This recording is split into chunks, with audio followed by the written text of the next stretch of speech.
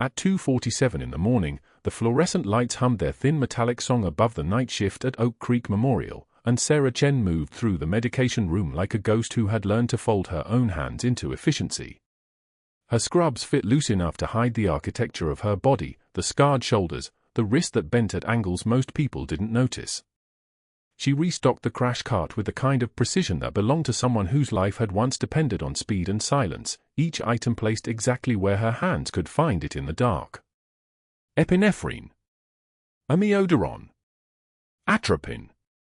The drugs arranged in ascending order of desperation, same order she'd learned at Bagram 7 years ago, same rhythm her muscle memory would not forget even now. The scar on her left forearm caught the harsh light when she reached for the 4 supplies, a raised line running from wrist to elbow, pale against her skin, a road map of a decision she'd made in a mud clinic outside Sanjan Valley. She didn't cover it anymore. Most people saw a nurse who moved slowly through their shifts, competent but forgettable, and they stopped looking. That was the point. Sarah Chen, the night shift nurse, was a person of no consequence, which meant Sarah Chen the person could continue to be no one at all.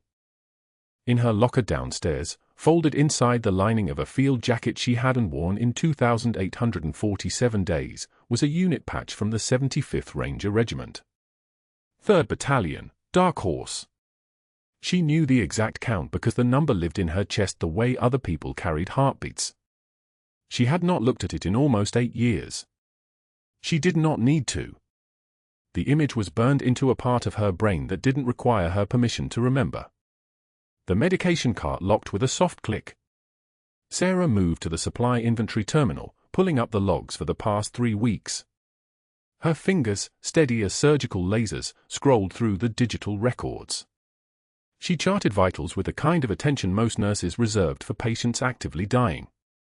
But Sarah paid equal attention to supply reconciliation, to the small discrepancies that appeared and disappeared in the logs like ghosts that someone else hadn't bothered to verify.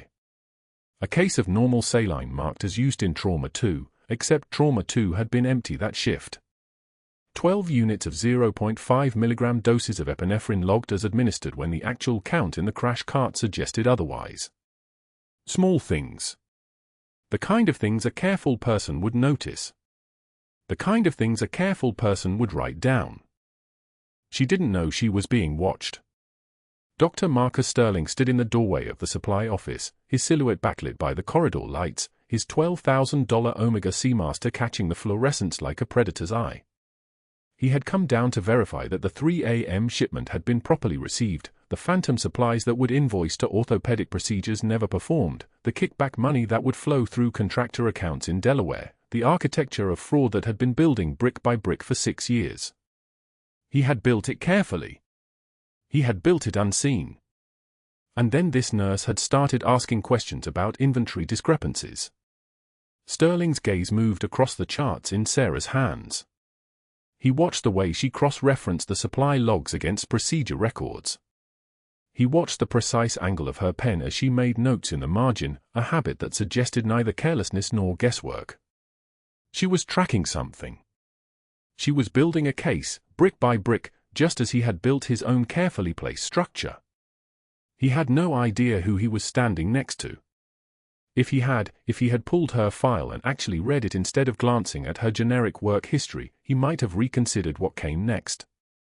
He might have simply transferred her to another hospital, let her fade into some other institution where her careful hands and careful questions would belong to someone else's problem. But Sterling saw only the surface, a quiet woman in her 40s, someone whose name never appeared on the merit system, someone with no advocates, no connections, no voice that anyone of importance had ever learned to fear. He had misjudged her exactly the way everyone misjudged her? That would become important later. Sarah finished her inventory check and closed the terminal. She moved toward the ER to begin her rounds, passing Sterling in the doorway without a glance. Her eye stayed fixed forward. Her pace didn't change. She was a nurse moving through the early hours of a night shift, nothing more, and the art of invisibility was something she had perfected to the point of automaticity. She had become so good at disappearing that people forgot she was there before she had even left the room. The emergency department was quiet in that particular way that meant something was about to break. Sarah could smell it in the air, that particular quality of calm that precedes catastrophe, the same electric anticipation that used to touch her skin before an operation in Helmand Province. The fluorescent lights buzzed their familiar song. The heart monitors bleeped their lazy rhythm. And then, at 3:15, the radio crackled. Incoming. 15 minutes out. Motor vehicle collision. One occupant, unknown condition. The ER nurses stirred like animals catching a scent. Beds were cleared. Trauma teams were assembled. Dr. Sterling moved from the surgical wing toward the trauma bay, his presence suddenly purposeful, authoritative, the kind of doctor who appeared when something important was about to happen. Sarah pulled on a fresh pair of gloves, the latex snapped against her wrists like a gunshot in the contained space of the trauma preparation room, and began the choreography of readiness. Stretcher positioned. Monitors attached and tested. For stands arranged.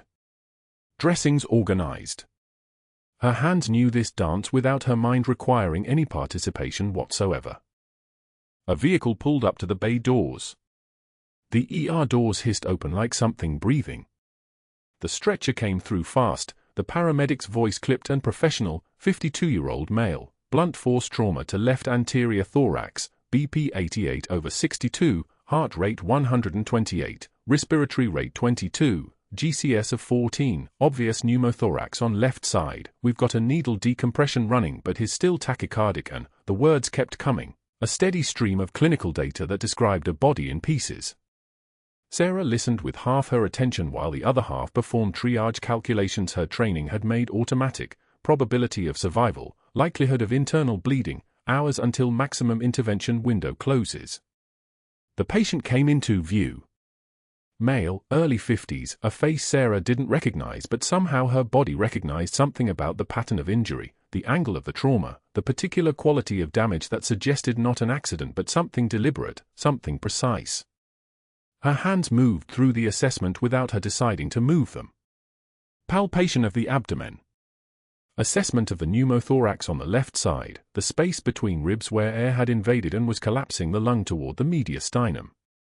The air escape hissing softly under the needle decompression, that particular sound of pressure equalizing, like a door opening in a sealed room. O2 sat.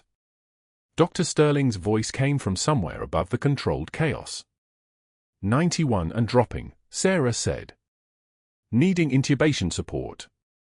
She heard the words exit her mouth, technical, calm, the voice of someone reporting data without attachment to outcome. She guided the endotracheal tube without hesitation, the size for .0 pediatric fitting smoothly between the vocal cords as though her hands had performed this motion thousands of times, which they had, except not in a hospital and not for patients who arrived through ambulances. The ventilator hissed to life. Oxygen saturation climbed. 92. 95. 98%. Sinus rhythm, steady now, something like stability settling across the monitor. The body in front of her stabilized. The crisis passed. And for just a moment, smaller than a breath, Sarah saw something flicker across Dr. Sterling's face, a kind of surprise, as though he had not expected a night shift nurse to manage an emergency intubation with quite so much efficiency. He made a mental note. Not the kind that leads to commendation. The kind that leads to problems. Sarah stepped back from the stretcher, stripping off her gloves with the same mechanical precision she had used to apply them. Another patient moved through the trauma bay. Another crisis folded into the baseline rhythm of night shift at a hospital that never actually stopped dying or being saved. She disappeared back into the medication room, back to the supply counts and inventory logs, back to being the kind of person that important doctors did not think about once they had left the room. But something had changed. Some threshold had been crossed. Dr. Sterling had seen her competence, and competence was the most dangerous thing a person with something to hide could recognize in someone they had already decided was powerless. What happened next didn't just involve Sarah Chen. It involved everyone she would ever choose to save, and one man she would choose to save anyway, despite every reason not to. The night shift continued. The hours accumulated. And neither of them had any idea that in exactly 72 hours, a collision far more dramatic than the one they had just survived would bring everything to the surface. The intercom crackled at 6:47 a.m., cutting through the quiet of the night shift like a scalpel through silk. Dr. Sterling's voice emerged, smooth and deliberate, filling every corner of Oak Creek Memorial's corridors. Sarah Chen to the supply room. Chen the has-been to the supply room. The words landed exactly as intended. Nurses at Station 3 froze mid-conversation. A resident's pen stopped mid-signature on a chart. The fluorescent lights hummed their indifferent hum above them all, witnesses to nothing and everything simultaneously. Sarah's jaw tightened almost imperceptibly.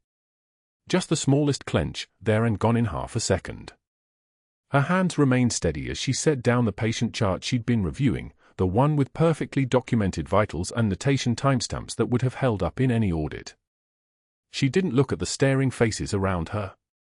She simply stood, moved with the fluid economy of someone who had learned long ago that composure was a weapon sharper than any words, and walked toward the supply closet without acknowledging the weight of 30 sets of eyes tracking her path. The supply closet door was heavy, older, the kind that closed with a soft pneumatic hiss.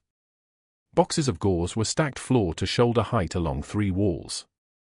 Rolls of tape, bottles of antiseptic, sealed packages of sterile instruments, the careful inventory that had first caught Sterling's attention, the meticulous tracking that made him realize Sarah Chen noticed things. Dangerous things. Missing things. Billing inconsistencies that didn't add up unless someone was systematically inflating codes and rerouting supplies through phantom contractors. Dr. Sterling was waiting inside. He timed it. Of course he had. His $4,200 Italian leather shoes made no sound on the tile. His presence carried the weight of institutional authority, not the earned kind that comes from saving lives, but the accumulated kind that comes from having allies on a board of directors and a brother-in-law who sat on the state licensing committee. Your attitude problem is becoming a liability, Chen. His voice had the texture of condensed disdain, the kind of voice that had never been told no by anyone who mattered. Questioning my supply orders? Scrutinizing billing codes? You're a night shift nurse, not an auditor. You understand the distinction, I assume. Sarah met his eyes with absolute neutrality. Not defiance. Not submission. Just a flat, professional clarity that showed nothing. Her hands hung at her sides, completely still. A stranger looking at her would have seen a tired nurse accepting a superior's criticism. What they wouldn't have seen was the tactical assessment happening behind those steady eyes, the distance between them, the narrow space, the door at her back, the weight of his threat and the exact measure of how little it actually mattered to her survival. Just following protocol, Dr. Sterling. Her voice came out level, almost conversational. A nurse talking to her department head about routine matters. Nothing more. He stepped closer. Deliberately. Invading space the way predators do, testing whether the prey would flinch. Sterling had spent 47 years accumulating power and never once had to use physical violence to exercise it. He didn't understand that the woman in front of him had spent 3 tours in Helmand province where protocol meant the difference between a squad coming home intact or coming home in pieces. Protocol is what I say it is. He smiled, and the smile was all shark, teeth showing, nothing genuine behind the eyes. One more word about inventory and you'll be looking for work at a veterinary clinic. We'll talk about instability, about unreliable judgment, about a nurse who can't be trusted with patient safety.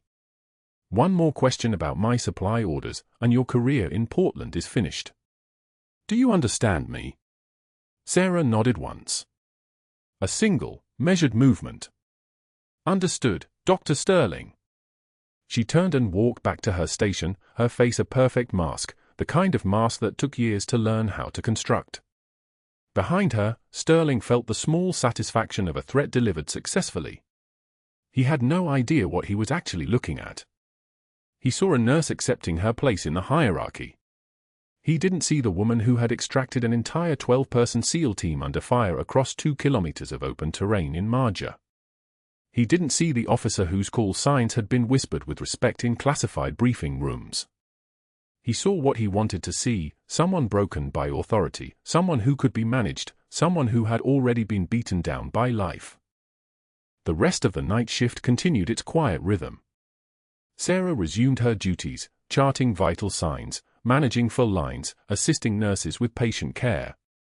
She moved through the fluorescent-lit corridors with the same precision she'd always shown, drawing no attention, asking no questions, her hand steady as surgical steel.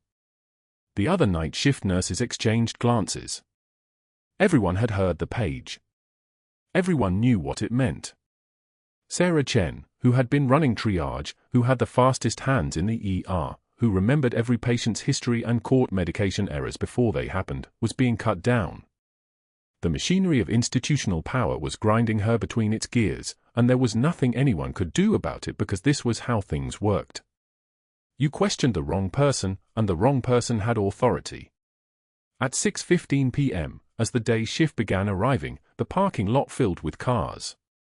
The evening light was already fading, casting everything in shades of grey and amber. Sterling positioned himself near the entrance, visible to the incoming staff, his timing perfect. He saw Sarah walking toward the parking lot, the small concrete island where staff parked, where the fluorescent security lights hadn't come on yet because dusk hadn't quite surrendered to full dark. His voice was loud enough to carry across 30 feet of asphalt. Loud enough for the arriving day shift nurses to hear. Loud enough to make sure that everyone understood the new order. Chen, effective immediately, you're off triage. He didn't shout. That would have looked unprofessional. He simply spoke with the clarity of someone announcing a scheduling change at a staff meeting. Bedpans and sponge baths. Maybe that's more your speed. We'll see how you handle the more basic nursing duties. Might be a better fit for your current skill level. Sarah stood completely still for exactly 3 seconds. Not frozen in the way panic freezes someone. Still in the way a sniper goes still, a deliberate suspension of movement that comes before action. Around her, the day shift staff stopped walking, stopped talking, stopped everything. The air itself seemed to pause. Then she nodded once and replied, understood, and walked back inside. Only later, alone in the medication room where the 24-hour light never dimmed and the refrigerated narcotics were locked behind thick glass, did anything crack. Sarah braced her hands against the counter. The stainless steel was cold, clinical, indifferent. She closed her eyes for 3 long, deliberate breaths. The kind of breathing that came from years of learning how to metabolize fear and anger and loss into something that could be controlled, managed, stored away in compartments that had been built for exactly this purpose. Her hands finally trembled, just slightly, the involuntary response of muscles held too tight for too long. No one saw it. The medication room had one camera mounted high in the corner, and Sterling had already ensured through a quiet conversation with the night shift supervisor that Sarah wouldn't be assigned to medication rounds anymore. She was bedpan duty now. Sponge baths. Patient transport. The work that didn't require decision-making or the kind of clinical observation that might lead to questions about supply chains or billing codes. She opened her eyes and looked at her reflection in the glass door of the medication refrigerator. A nurse in blue scrubs, dark hair pulled back in a practical bun, face as composed as stone. Nothing showed. Not the 13 years of classified training. Not the 3 tours in Afghanistan. Not the 847 lives she had coordinated medical evacuation for, the way she had personally prevented sepsis in 42 combat wounded by recognizing early signs of infection that standard protocols would have missed. Not the unit patch at home, carefully sewn into the lining of her old field jacket, the one with the insignia that meant she had commanded respect from people who understood what respect actually cost. Just a nurse. That was all Sterling could see. That was all any of them could see. The night shift continued. Somewhere in the hospital, in the ICU and in the ER, patients lived and died and recovered, their lives turning on small decisions and steady hands and the kind of attention to detail that separated excellent care from adequate care. Sarah moved through her new duties with the same precision she brought to everything. Bedpans. Sponge baths. Cleaning. Patient transport. Work that was necessary and undeniable and completely stripped of authority. But that wasn't the worst part. That wasn't even close to the worst part. Because at 11:43 p.m., 3 hours and 56 minutes after Sterling had publicly demoted her in the parking lot, the night erupted with sirens that cut through the dark like lightning through water. The paramedic radio came alive with urgent voices, and Sarah heard the words that changed everything: multiple GSW wounds, severe hemorrhage, emergency field surgery en route, ETA for minutes. She didn't know yet. She had no idea what was about to walk through those doors. The sirens cut through the Portland night like a blade. 2 sharp wails, then another. Sarah Chen heard them from the medication room where she'd been restocking supplies with mechanical precision, her hands moving through the motions while her mind existed somewhere else entirely. The kind of calm that comes from having already survived the worst. That was her now. That was all she had left. The paramedics burst through the ER doors at 2:47 a.m., pushing a stretcher with the controlled urgency of people who'd seen things. The patient's chest was cracked open. Not metaphorically. Literally. A sterile field barely covered the cavity where a trauma surgeon had already been working, the ribs spread with a retractor, the cavity still bleeding. The body on that stretcher looked like a wound pretending to be a person. Sarah moved toward the sound before her brain caught up. That was muscle memory, 7 minutes of CPR training, 12 years of military field medicine, 3 tours in places where the line between clinic and war zone didn't exist. The stretcher wheeled past the intake desk. The paramedic was calling out vitals in the rapid-fire staccato of someone reading a death sentence: penetrating thoracic trauma, GSW to the left anterior chest, already in the surgical field, we've got maybe a 30-minute window before. Sarah stepped into the trauma bay and stopped. Colonel Marcus Webb. She knew that face the way you know a scar after it's healed. The jaw. The eyes. The presence that made the air pressure change when he entered a room. She'd seen those eyes in a hearing room in Kandahar province, had watched them read her destruction from a prepared statement. Court-martial proceedings, October 2013, Forward Operating Base Shank. The testimony that ended her career. The words that made her guilty of disobeying orders, of acting on intelligence that wasn't hers to act on, of saving lives that apparently didn't matter as much as the chain of command. The same man. Bleeding out on her stretcher. Dr. Sterling arrived 30 seconds later, his face already darkening with rage when he saw her. I gave you a direct order, Chen. Security. His voice had that particular timbre of someone used to being obeyed immediately.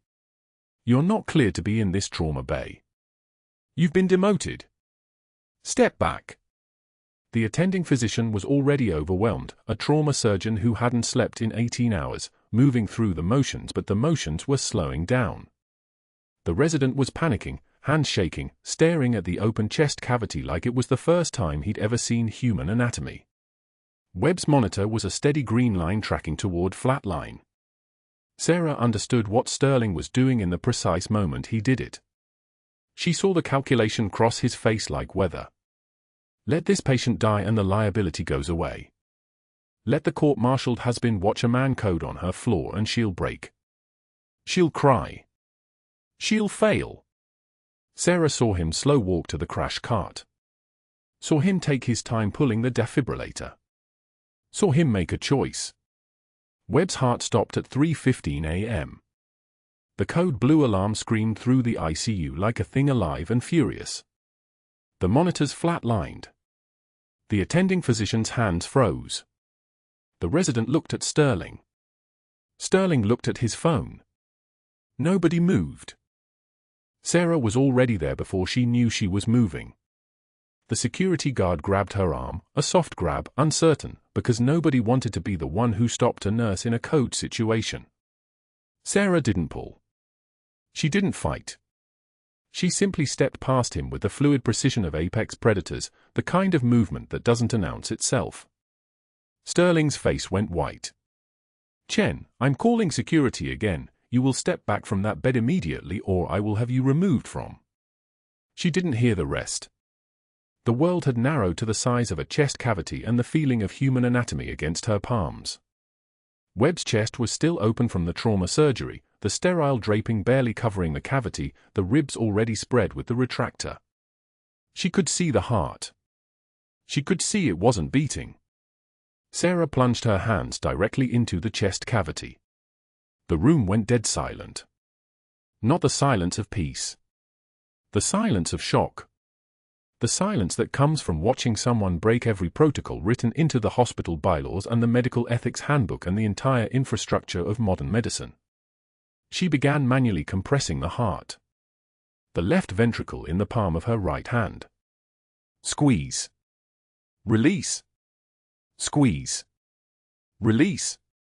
The rhythm was the rhythm of staying alive. For compressions per second.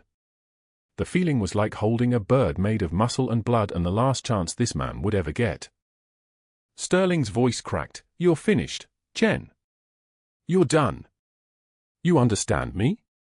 This is termination. This is the end of your..." She didn't look up.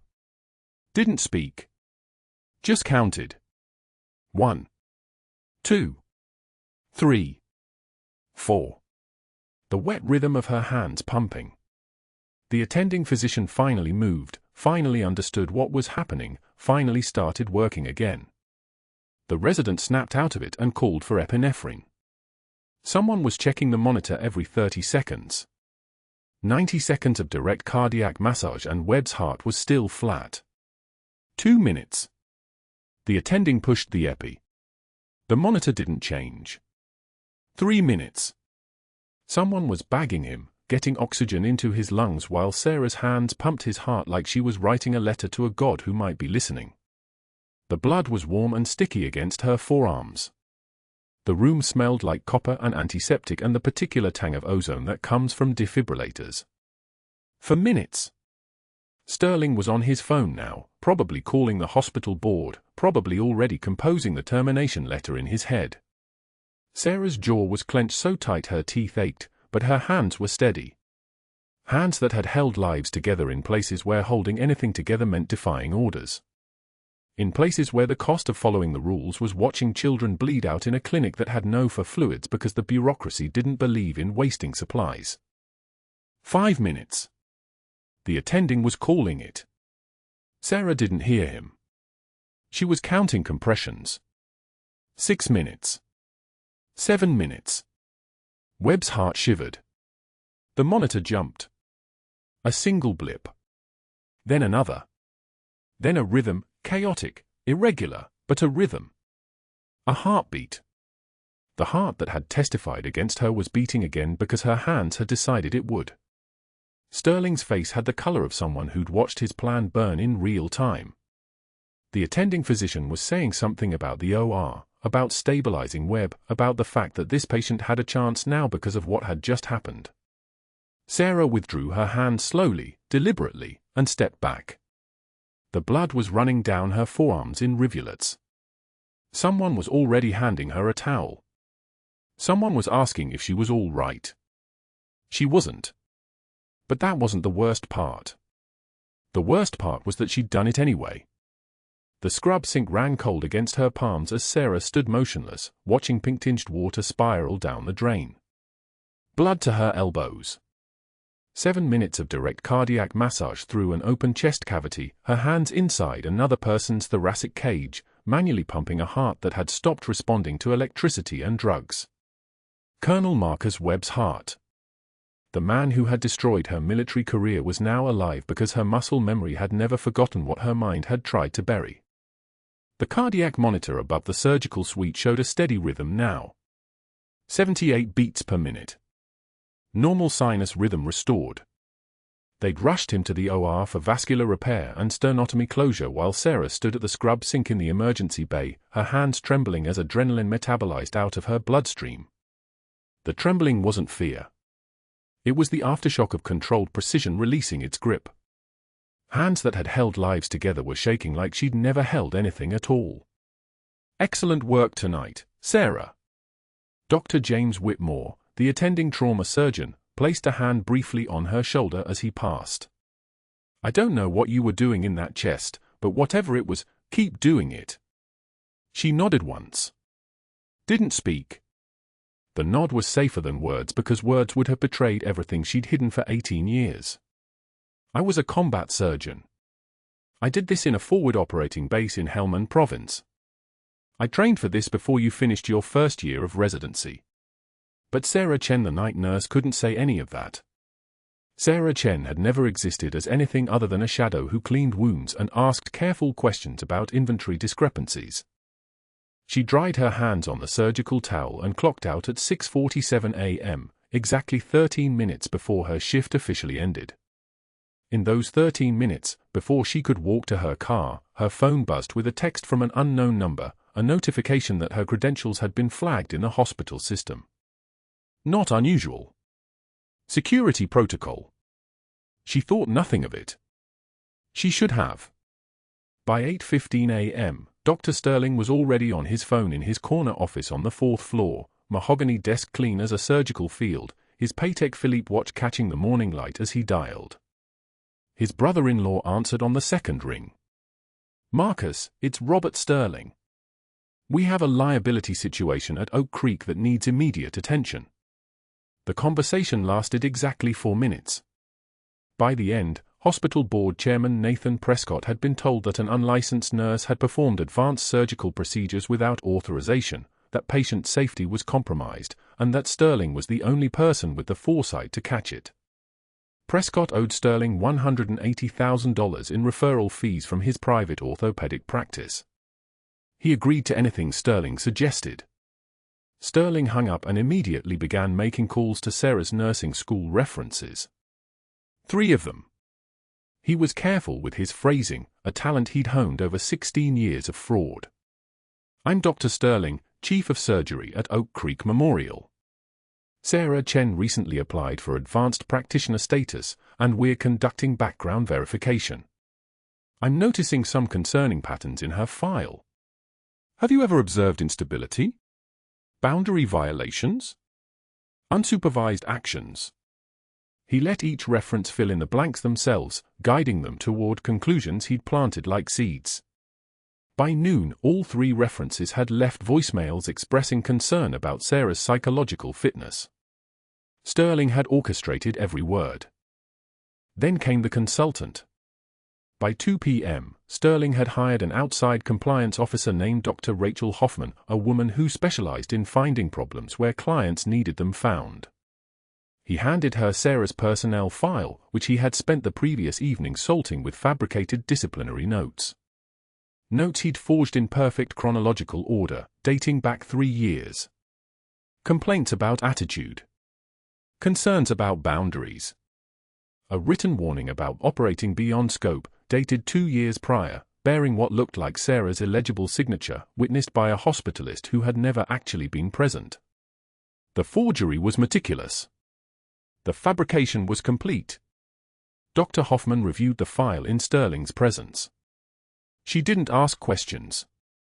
Consultants like Hoffman understood the transaction, find the problems the client wanted found, document them thoroughly, and collect a $12,000 fee. She completed her report in 3 hours. Pattern of escalating protocol violations, she wrote. Consistent pattern of boundary exceeding and insubordination. She recommended immediate termination. Sterling smiled when he read it.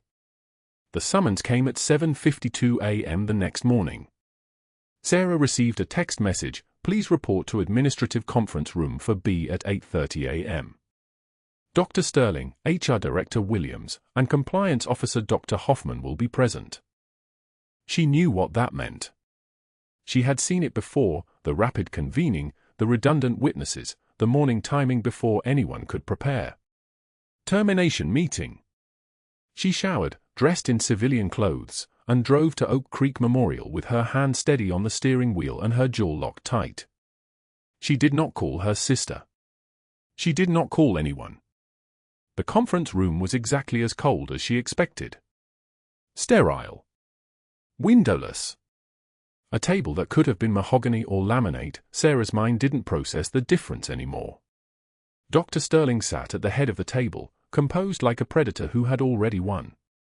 HR Director Williams sat to his left, her folder thick with documents. Compliance Officer Dr. Hoffman sat to his right, her report printed in triplicate. "Sarah, thank you for coming on short notice." Sterling's voice was the texture of an oil slick, smooth and toxic. "We've completed our investigation into the incidents from yesterday evening's emergency response. Our outside compliance consultant has identified a serious pattern of protocol violations. You performed direct cardiac massage through an open thoracic cavity, a procedure completely outside the scope of nursing practice. You did this without physician authorization. You endangered a patient's life. Additionally, our review of your personnel file reveals a consistent pattern of insubordination and boundary exceeding that management has failed to properly document." Sarah said nothing. She had learned in special forces that silence was stronger than defense. Defense meant explaining. Explaining meant revealing. Effective immediately, your employment is terminated for performing procedures outside your scope of practice, insubordination, and a pattern of protocol violations. Williams slid a termination letter across the table. Severance, 2 weeks' pay. Non-disparagement clause. The standard architecture of institutional erasure. Do you have any response? Sterling's eyes glinted with something like hunger. Sarah could have defended herself. She could have cited emergency protocols that permitted extended scope in life-threatening situations. She could have explained that direct cardiac massage was within nursing scope when a physician was not immediately available and a patient was in cardiopulmonary arrest. She could have cited the specific code that allowed it. But defending herself meant answering how she knew that procedure at that level of precision. It meant explaining where she'd learned cardiac anatomy well enough to perform it without hesitation. It meant becoming Lieutenant Commander Sarah Chen again, and she had spent 18 years becoming someone else. She picked up the pen and signed the termination letter without reading it. She removed her hospital badge from her pocket and placed it on the table. She stood up and walked toward the door without speaking, without making eye contact, without allowing any part of herself to register the satisfaction on Dr. Sterling's face. "We'll mail you your final paycheck," Williams called out as Sarah's hand touched the door handle. Sarah didn't respond. She had learned that people could only hurt you if you acknowledged the hurt. She walked out of conference room for B with her shoulders level and her breathing controlled and every muscle disciplined into the appearance of nothing. She did not cry in the hallway. She did not cry in the elevator. She did not cry during the drive to her apartment.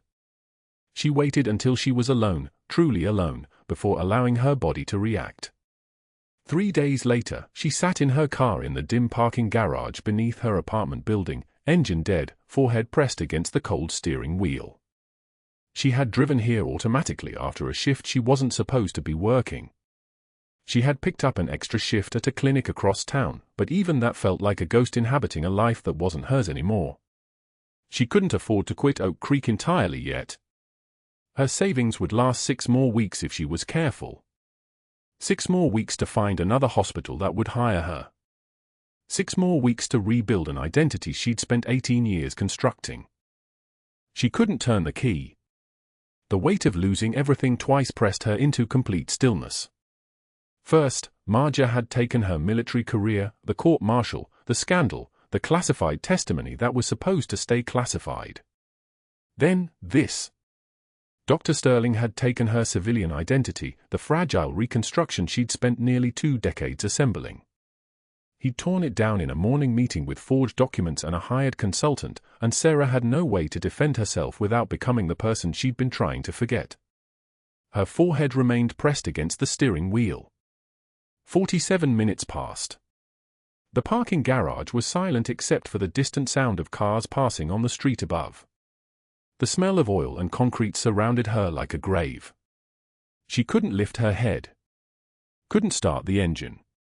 Couldn't move forward because moving forward meant building something else, becoming someone else, hiding something else. This was rock bottom. This was the moment when most people break.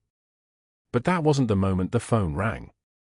3 hours earlier, Sarah had been restocking for kits in the supply room when the paramedics brought him in, a man with a gunshot wound to the abdomen, conscious, thrashing against the stretcher. She'd glanced up, then stopped. The intake sheet read refugee status, arrived Portland 18 months ago, but his eyes held something older. Something that knew her. The ER had descended into controlled chaos. Sarah moved through it the way she always did, present but invisible, a ghost in scrubs. That was the job now. Stay quiet. Survive. Become nobody again. But when the refugee was wheeled into Trauma Bay 2, he'd lifted his head despite the pain, despite the oxygen mask, and his voice cut through the noise like a blade finding its target. Bismillah.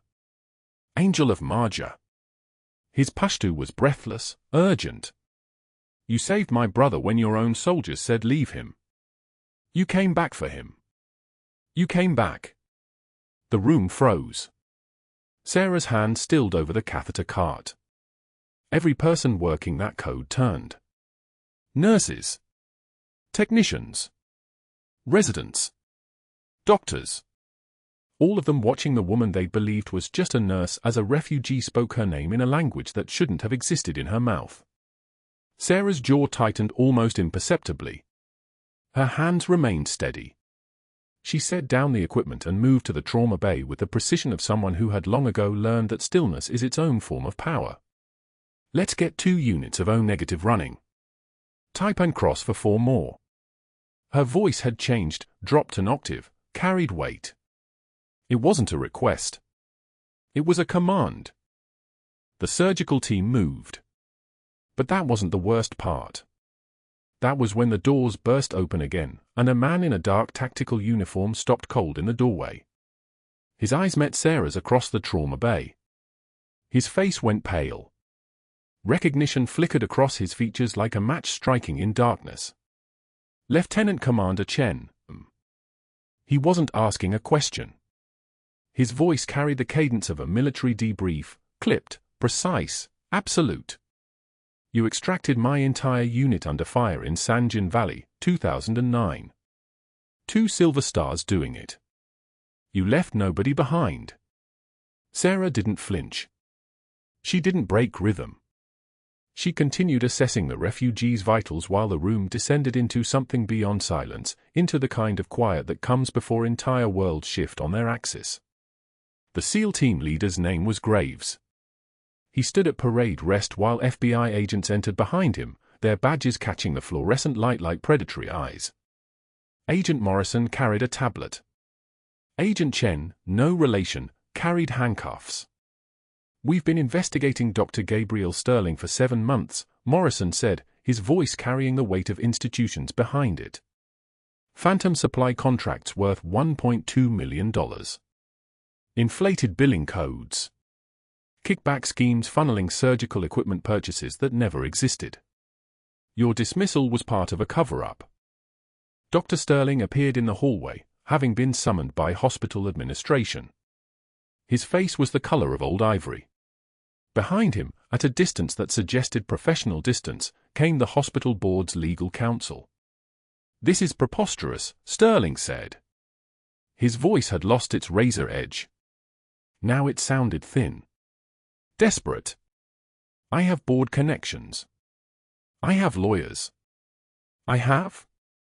A deleted hard drive, Agent Morrison interrupted, turning his tablet around to show Sterling's own computer screen, streaming real-time footage from the hospital's IT department. Every keystroke logged.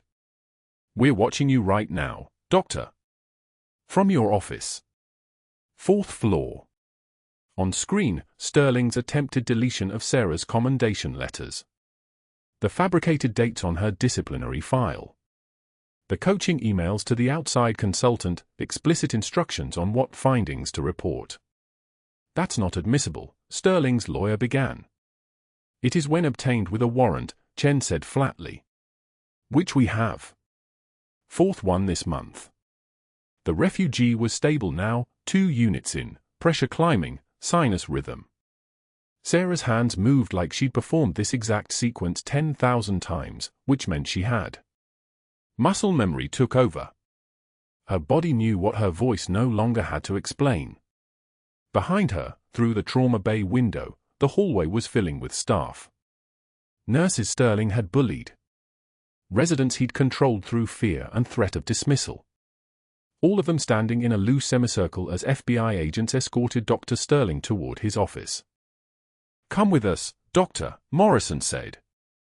It wasn't a request. It was a command.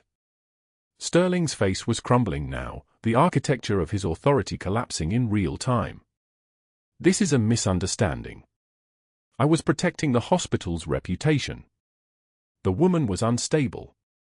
I received complaints. I followed protocol." "You fabricated complaints," Chen said. "We have statements from every contact you made. The nursing school references. The consulting firm. The board members you called for favors. All of them are providing immunity agreements in exchange for testimony." They walked him past the day shift.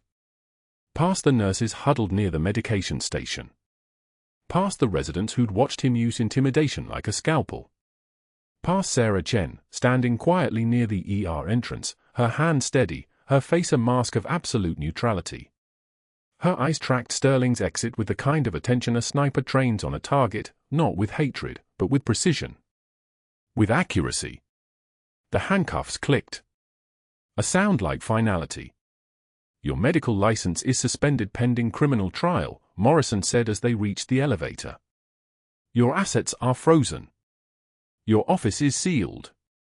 You're free to call your attorney at any time." Sterling did.